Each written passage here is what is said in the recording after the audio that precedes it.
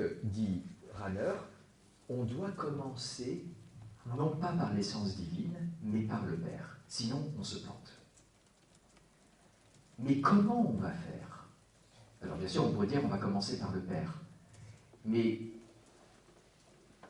la proposition de Rahner et de tous les autres, c'est de commencer par celui qui nous a révélé le Père. Donc d'accéder au Père par celui qui nous l'a révélé, qui en plus se trouve être notre Sauveur. Parce que du coup, on ne va pas perdre la dimension salvifique. Donc, c'est quoi le bon point de départ? C'est Jésus. C'est Jésus. Comment on va connaître la Trinité? En regardant Jésus et en voyant ce que l'on découvre de Dieu à partir de Jésus.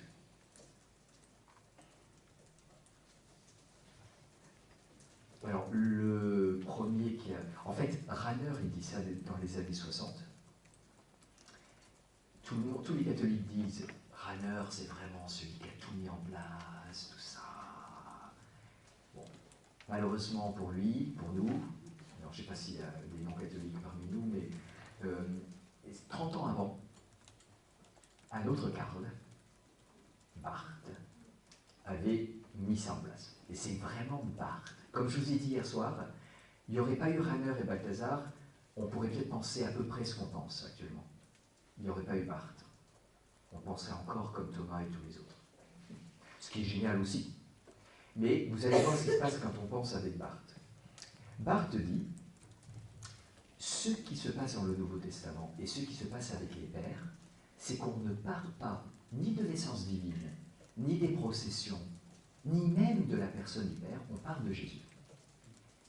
On parle de Jésus.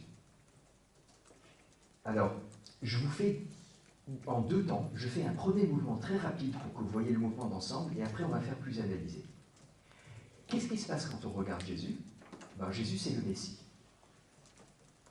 Mais il se trouve qu'il n'est pas simplement le Messie, il est Dieu. Et les premiers chrétiens, donc tous ces juifs qui étaient premiers chrétiens, ils ont eu un petit problème à ce moment-là. Parce qu'ils attendaient le Messie. Alors maintenant, de plus en plus, on se rend compte que beaucoup de juifs attendaient un Messie divin.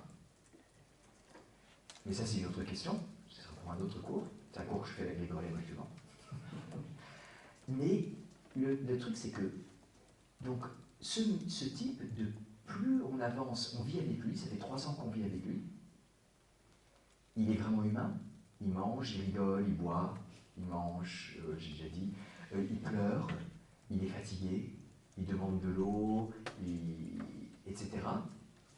Mais en même temps, parfois il dit, voilà ce qu'on vous a dit, mais moi je vous dis, qu'il se pose au même niveau que celui qui a inspiré la loi, Dieu. Et puis, il fait un truc que, je ne sais pas si vous vous rendez compte à quel point c'est extraordinaire, il pardonne les péchés. C'est probablement la chose la plus divine que Jésus a fait pendant son existence. Parce que guérir, il y a plein de rabbins qui guérissaient à l'époque.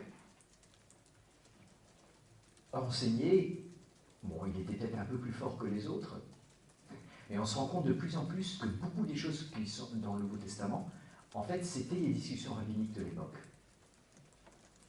Et Jésus ne dit pas grand-chose de très très très nouveau.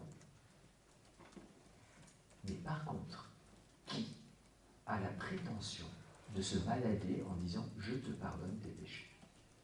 Déjà, normalement, on arrive à pardonner que le mal qui nous a été fait à nous-mêmes. Et en plus, on a du mal à le faire. Mais c'est le seul mal qu'on devrait pouvoir pardonner. Mais de quelle autorité je vais voir Magali et je te dis, t'inquiète, non seulement je te pardonne tout le mal que tu m'as fait, et ça, mais en plus, je te pardonne tout ce que tu as fait à tout le monde. Et tu es vraiment pardonné. Qui peut dire ça? Dieu. Et quand Jésus, c'est pour ça, c'est à ces moments-là, quand Jésus dit ça, que les pharisiens commencent à réagir. Donc, les disciples voient ça, et puis après, ils ressuscitent. Bon, ben ça c'est le comble, c'est encore plus que de pardonner, parce qu'il revient des morts, il donne l'Esprit Saint. Ah, très intéressant. Qui peut donner l'Esprit Saint? Dieu, et il est assis à la droite du Père, ce qui, en termes imagés de l'Ancien Testament et de l'époque, veut dire avoir le même rang. Asseoir quelqu'un à sa droite dans un banquet, c'est dire « je te prends à mon niveau ». Donc, il entre en Dieu. Du coup, crise totale, Dieu est un, mais Jésus est Dieu, donc Dieu est deux. Et on ne sait plus comment faire.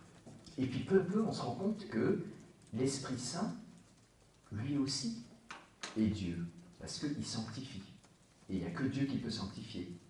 Donc, la crise s'approfondit, Dieu est un, mais Jésus est Dieu, et l'Esprit est Dieu, donc Dieu est trois. Donc comment on fait? Vous voyez, c'est à partir de Jésus, qui sauve et qui donne l'Esprit Saint, qu'on se pose la question de la Trinité, et qu'on déploie l'idée de Trinité. Et en l'an 180, Théophile d'Antioche dit il faut trouver un nom pour ça. Trias, en grec, et quelques années plus tard, en latin, Tertullien dit Trinitas. Et donc on a trouvé un nom. Mais vous voyez, la réalité, c'est Jésus qui sauve, et comment on se débrouille avec ça?